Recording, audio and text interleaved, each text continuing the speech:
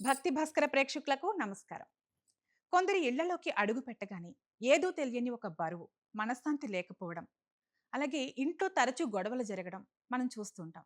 దీనినే నకారాత్మక శక్తి అంటే negative energy అంటాం. అసలు ఇంట్లో ఎందుకు ఈ నెగిటివ్ ఎనర్జీ ఏర్పడుతుంది? దీనిని ఎలా గుర్తించాలి?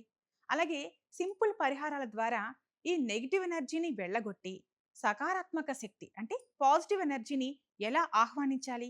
ఇలాంటి ఆసక్తికరమైన విషయాలను మనకు వివరించడానికి ప్రముఖ ఆధ్యాత్మికవేత్త, శక్తిపీఠం వ్యవస్థాపకులు, పూజ్యశ్రీ డాక్టర్ స్వామి శాంతానంద పురోహిత్ గారు మనతో ఉన్నారు. గురువు గారిని అడిగి ఇప్పుడు మరిన్ని విషయాలు తెలుసుకుందాం. నమస్కారం గురువుగారు. శ్రీమాత్రే నమ. గురువు గారు, ఇంట్లో నకారాత్మక శక్తి ఎందుకు ప్రవేశిస్తుంది? దీనికి గల ముఖ్య కారణాలు ఏమిటి? నకారాత్మక శక్తి అనేటటువంటి దీన్నే మనం నెగటివ్ ఎనర్జీగా మనం చెప్పుకోవడం జరుగుతుంది.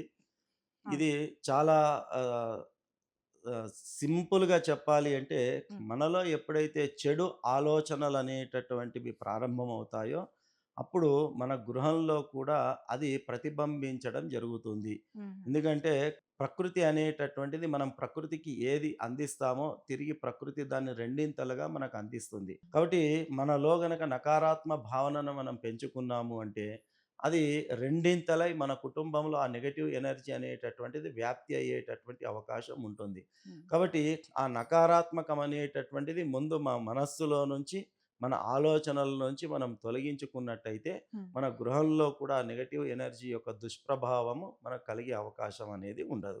ఓకే. గురువుగారు, ఇంట్లో నెగిటివ్ ఎనర్జీ ఉందని ఎలా గుర్తించాలి? దానికి ఉండే ప్రాథమిక లక్షణాలు ఎలా ఉంటాయంటారు? సో, నెగెటివ్ అనేటటువంటి పదం యొక్క అర్థం మనము సంపూర్ణంగా తెలుసుకుంటే, దాని ఉమ్, ప్రాథమిక లక్షణాలు వాటంతట అవే మనకు అర్థమవుతాయి. ఉమ్, ఉదాహరణకు చెప్పాలి అంటే, ఇంట్లో తరచుగా కొట్లాటలు జరుగుతా ఉన్నాయి. ఉమ్, భార్యాభర్తల మధ్య మనస్పర్ధలు గావచ్చు, కుటుంబ సభ్యుల మధ్య భేదాభిప్రాయాలు గావచ్చు, ఉమ్, ఇలాంటి సమస్యలు ఉత్పన్నం కావడము, లేదా తరచుగా ఇంట్లో అనారోగ్య సమస్యలనేటటువంటివి ఉత్పన్నం కావడము, ఉమ్, ఇంట్లో ప్రశాంతత అనేటటువంటిది లోపించడము, ఉమ్, ఏ పని చేసినప్పటికీ గూడా ఆ పనిలో వైఫల్యం అనేటటువంటిది కలగడము. ఈ ఓకే. రకంగా ఏది చేసినా కూడా అది వ్యతిరేక ధోరణిలో వెళుతుంది అంటే, ఈ లక్షణాలను బట్టి మనం గుర్తుపట్టవచ్చు. ఇంట్లో ఒక నెగెటివ్ ఎనర్జీ, నకారాత్మక శక్తి అనేటటువంటిది వ్యాప్తించింది అనేటటువంటిది ఈ యొక్క లక్షణాలను బేరీజు వేసుకొని ఉమ్. మనం నిర్ధారణ చేసుకోవచ్చు. గురువుగారు, ఇంట్లో వాస్తు దోషాల కారణంగా కూడా ఈ నకారాత్మక శక్తి పెరుగుతుందా? ముఖ్యంగా ఎలాంటి తప్పులు చేయకూడదు? ఆ! వాస్తు దోషము అనేటటువంటిది ఎన్నో రకాల దోషాలు వాస్తుకు సంబంధించి మనము చెప్పుకోవచ్చు. హ్మ్. అయితే అందులో ప్రధానంగా మనం చూసినట్టయితే మామూలుగా ఇంట్లో గనక గాలి ఎంత అవసరమో అంత గాలి రాకుండగా ఉంది ఇంటి యొక్క వాతావరణము అంటే హ్మ్. అది వాస్తు దోషం కిందికే పరిగణించబడుతుంది. ఓకే. గృహంలో వెలుతురు అనేటటువంటిది ముఖ్యము. సరిపడా వెలుతురు గృహంలో ప్రసరించేటటువంటి అవకాశం లేదు అంటే హ్మ్. అది కూడా వాస్తు దోషం కిందకే లెక్క కట్టబడుతుంది. హ్మ్. కాబట్టి ఇలాంటి వాస్తు దోషాల వల్ల కూడా గృహములో నకారాత్మక శక్తి, నెగెటివ్ ఎనర్జీ అనేది వచ్చేటటువంటి అవకాశం ఉంటుంది.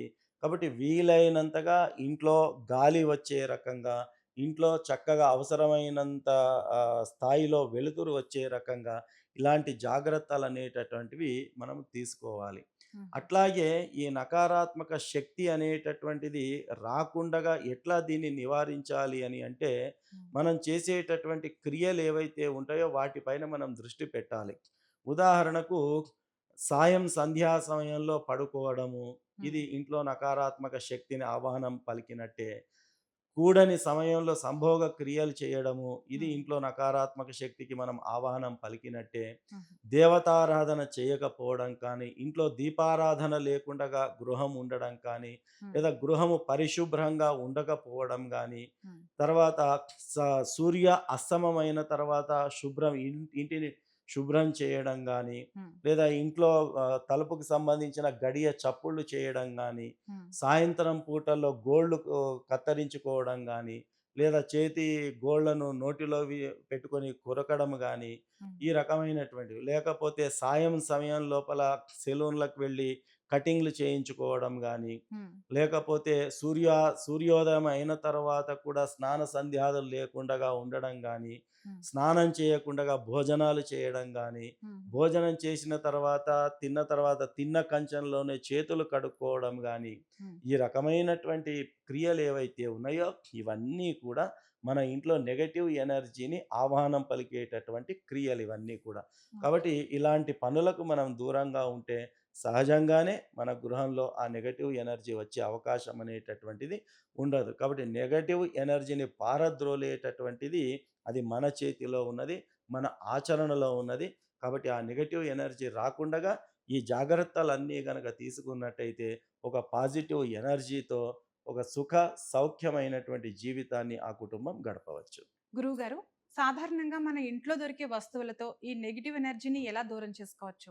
ఏదైనా సింపుల్ పరిహారాలుంటే చెప్పండి గురువుగారు. తప్పకుండా అమ్మ. ఇప్పుడు నెగెటివ్ ఎనర్జీని దూరం చేసుకోవడానికి అత్యంత ముఖ్యమైనటువంటి మన వంటింట్లో, మన నట్టింట్లో ఉన్నటువంటి చిన్న చిన్న వస్తువులను ఉపయోగించి అత్యంత సులువుగా మనం హ్మ్. నెగెటివ్ ఎనర్జీని పారద్రోలవచ్చు. హ్మ్. అన్నీ మనకు తెలిసినటువంటివే. హ్మ్. కానీ వాటిని చేయడానికి ఎవరు కూడా ఆసక్తి చూపరు. హ్మ్. ఉదాహరణకు మన యొక్క వంటింట్లో ఉన్నటువంటి రోజు మనం వంటల్లో ఉపయోగించేటటువంటి గల్లుప్పు అని చెప్తాం మనం. హ్మ్. రాళ్ళ ఉప్పు అని కూడా అంటారు అవునండి. మామూలుగా. సాల్ట్ కాకుండా రాళ్ళ ఆ! ఉప్పు. ఆ హ్మ్. రాళ్ళ ఉప్పు కూడా మనం పింగాణి పాత్రలో గనక ఉంచినట్టయితే అది హ్మ్. ఎలాంటి నెగెటివ్ ఎనర్జీని మన దరి చేరనీయకుండగా అది నెగెటివ్ ఎనర్జీ నుంచి మనకు కాపాడుతుంది. హుహు. అట్లాగే మనం వంటింట్లో ఉపయోగించేటటువంటి పసుపు పొడి ఏదైతే ఉందో, హ్మ్. ఆ పసుపు పొడి కూడా మన ఇంటికి సంబంధించినటువంటి ముఖద్వారం ఏదైతే ఉందో, గడపకు పసుపు రాయడం చేత కూడా హ్మ్. మనము నెగెటివ్ ఎనర్జీని దూరం చేసేటటువంటి అవకాశం ఉంటుంది. హ్మ్. అట్లాగే ఇంట్లో సాంబ్రాణి అంటాం మనం. అవును. ఆ సాంబ్రాణి ఏదైతే ఉంటుందో, ఆ సాంబ్రాణి కూడా రోజు ఉదయము, సాయంత్రము ఈ 2 పూటల్లో కూడా సాయంత్రం గోధూళి ముహూర్తము అని చెప్తారు. ఆ అవును. గోధూళి ముహూర్తంలో గనక సాంబ్రాణి పొగను కూడా మనం ఇంట్లో మొత్తం కూడా మనం వేసినట్టయితే, హ్మ్. ఆ యొక్క పొగ ద్వారా సాంబ్రాణి పొగ ద్వారా కూడా నెగెటివ్ ఎనర్జీ అనేటటువంటిది రాకుండగా ఉంటుంది. అట్లాగే కర్పూరము పూజలో హ్మ్. ఉపయోగించే కర్పూరం ఏదైతే ఉంటుందో, ఆ కర్పూరంచే హారతి ఇవ్వడం వల్ల కూడా హ్మ్. నెగెటివ్ ఎనర్జీ దూరమయ్యేటటువంటి అవకాశం ఉంటుంది. హుహు. తర్వాత ఎప్పటికప్పుడు ఇంటిని శుభ్రం చేసుకోవడము. హ్మ్. అంటే మామూలుగా చూస్తుంటే ఇంట్లో అక్కడక్కడ జట్టు కడతా ఉంటాయి. హ్మ్. ఇల్లెడ కడతా ఉంటుంది. దుమ్ము, అవును. ధూళి కనిపిస్తా ఉంటుంది. అవునండి. నీట్‌నెస్ అనేటటువంటిది ఉండదు. వస్త్రాలు ఎక్కడక్కడ చిందరవందరగా పడవేసి ఉంటారు. హ్మ్. ఇంట్లో ఉన్నటువంటి వస్తువులు ఎక్కడక్కడ చిందరవందరగా పడవేసి ఉంటారు. హ్మ్.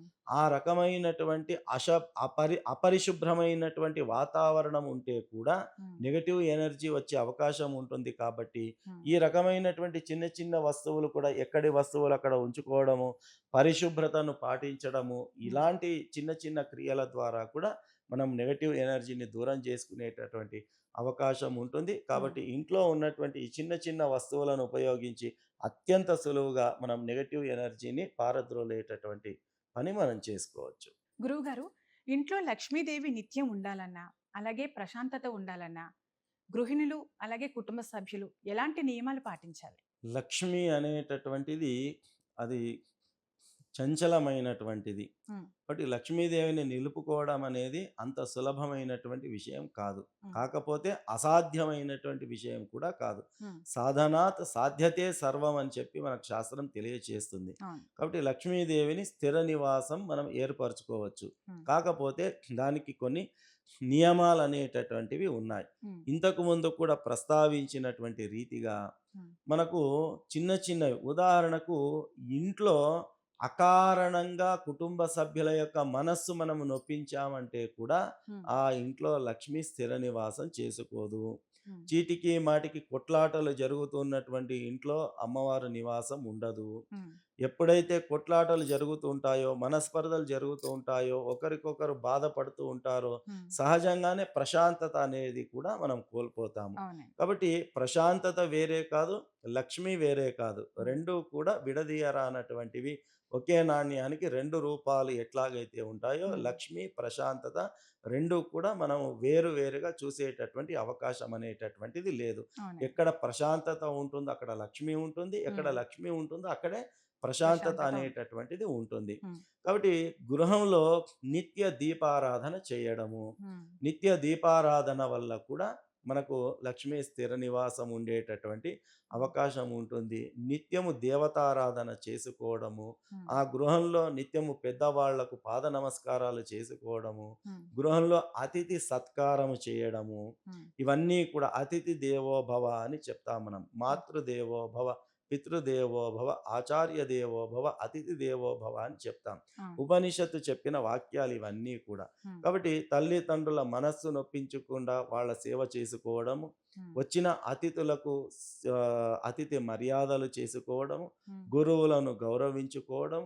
ఇంట్లో దేవతారాధన చేసుకోవడం, హ్మ్. నిత్యము ఉదయము, సాయం 2 పూటల్లో దీపారాధన చేసుకోవడము, హ్మ్. క్రమం తప్పకుండగా పూజాది క్రతువులు గృహంలో మనం చేసుకోవడం, హ్మ్. తర్వాత చేతనైనంత స్థాయిలో అన్నదానాది కార్యక్రమాలు చేసుకోవడం, హ్మ్.